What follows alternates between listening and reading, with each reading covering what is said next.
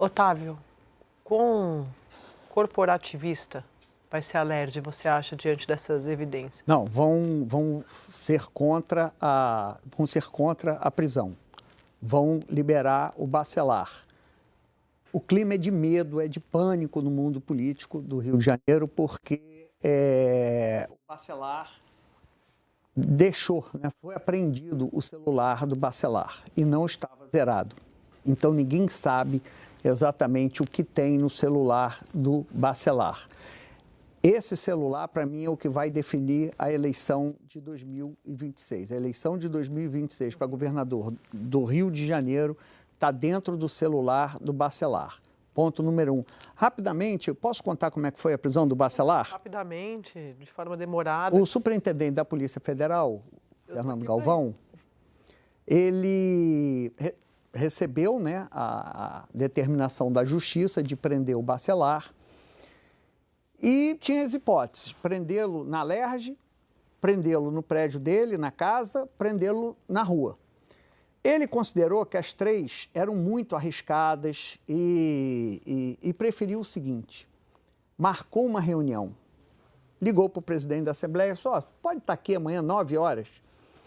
A certeza do Bacelar, que era uma reunião institucional, o presidente da LERJ será recebido pelo superintendente, e ele foi num carro com R$91 mil em espécie. R$91 mil. Um carro oficial blindado com R$91 mil. Ou seja, a certeza de impunidade era tanto, eu vou repetir, ele entrou na superintendência da Polícia Federal com um carro com R$91 mil no carro oficial. Vump.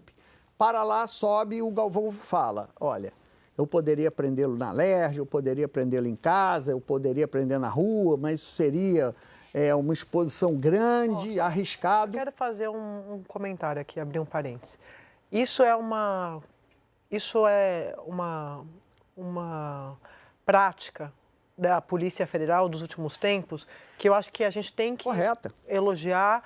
É obrigação. É obrigação, mas a obrigação não estava sendo feita em outros tempos. Então, eu acho que é uma coisa que eu tenho observado muito nessa gestão atual e é importante a gente ressaltar, Otávio, porque isso que você está contando tem a ver com isso. Tanto acabou a espetacularização das prisões. Isso. Né? Você não vê mais... Não tem. E, pelo que eu apurei, o Bacelar chegou a agradecer. Falou: não, tudo bem, é uma armadilha. Falou: não, obrigado pela forma. Perguntado sobre R$91 mil apreendidos no carro, ele ficou em silêncio. Reservou-se ao direito, porque não tinha... quando você se reserva ao silêncio, você não tem o que explicar, de onde veio a origem desse dinheiro. Então, Sadi, vamos jogar para frente agora. O mais ameaçado, neste momento, é o governador Cláudio Castro. E eu explico.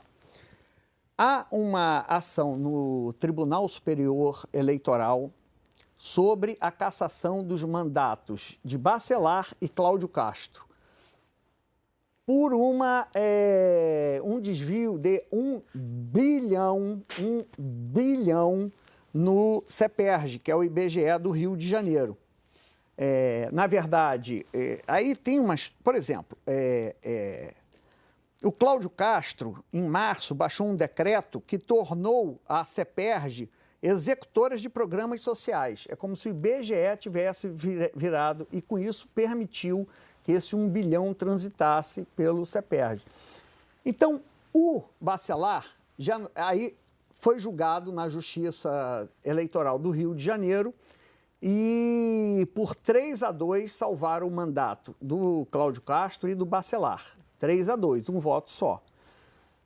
O caso sobe para Brasília. E agora já tem um voto da relatora Galotti, Isabel Galotti, pela cassação dos dois. Aí a política do Rio de Janeiro está vendo da seguinte forma: quem vai inocentar Bacelar desse esquema, um esquema que tem muitas provas? Quem vai inocentar? E assim, não é possível inocentar o Bacelar, condenar o Bacelar e livrar o Cláudio Castro. A não ser que façam também... Quer dizer, possível a gente está comentando aqui sobre justiça brasileira, o Temer escapou chapa Temer e Dilma por excesso de provas, nas palavras do ministro Gilmar Mendes. Por excesso de provas, isso mesmo. Bom, então, assim, é muito difícil você condenar o Bacelar, que já está condenado, e não condenar o Cláudio Castro, a não ser que seja uma decisão que... Então, por isso que eu digo que esse escândalo a maior ameaça nesse momento é o governador Cláudio Castro. Eu ouvi de um analista a seguinte expressão: Bacelar está morto e o cargo, né, e o Cláudio Castro respira por aparelhos. Então, isso vai depender ali da velocidade do Tribunal Superior Eleitoral. Quanto ao Bacelar, a tendência, como eu disse, é tirá-lo da cadeia, porque os deputados têm muito medo, está todo mundo assim apavorado, mas ele não volta para a presidência. Não volta para a presidência. E o rito não vai ser assim, quando o Pisciani foi preso, eles votaram rapidamente, eles não querem atropelar o rito, porque sabem que o relator é o Alexandre de Moraes. Então dizem que o Alexandre de Moraes não vai permitir nenhum atropelo no rito. E, nesse momento, já estão as articulações para o De Laroli, que é o vice, assumir não como interino, mas como permanente. E, pelas informações que eu tenho, teria ali o apoio do Cláudio Castro, mas a informação oficial é que Cláudio Castro não vai se meter nas questões do Legislativo. O Bacelar foi, durante o seu mandato, até o rompimento, eles eram siameses no poder, na gestão do governo. Você podia considerar siameses. Era uma dupla, né? Era uma dupla. Ele era o candidato do Castro. Candidato do Castro, Então, assim, o Castro está muito ameaçado agora pelo julgamento do TSE. Mudou completamente de figura. Ontem, conversando com alguns advogados sobre vários assuntos, porque é o Brasil, né?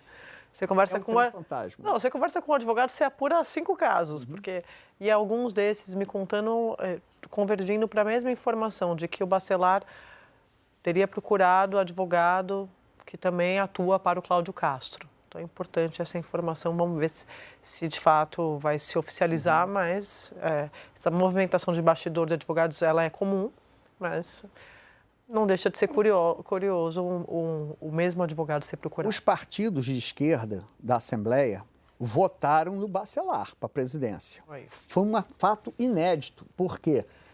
mas o PT também votou no Hugo Mota? Oi? O PT votou no Hugo Mota. Pois é. Nem o Pisciani, no auge do seu poder, tinha votos de parte da esquerda.